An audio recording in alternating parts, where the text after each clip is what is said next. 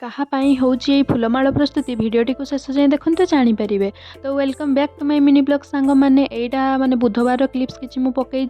तो ये माँ सकाल सकाल सब सफा कर लगी जाते कारण ता परदिन था गुरुवार आ मु संध्यार बनई ये समस्त अंडा वाला मैगी आईटी मुझे साधा मैगी खाई जोटार कि अंडा पड़ नापर राति सबू कम सारीदेला माने घर पोछा अला सब सारा पर मु शेष जाइली झोटी पकईवा आ झोटी पको पको बहुत लेट हो जाता आ थंडा भी बहुत बढ़ जाता। तो आम घर बाहर गोटे छोट घर अच्छी जोटार कि आम निआ जाड़ी आम सेकी हो।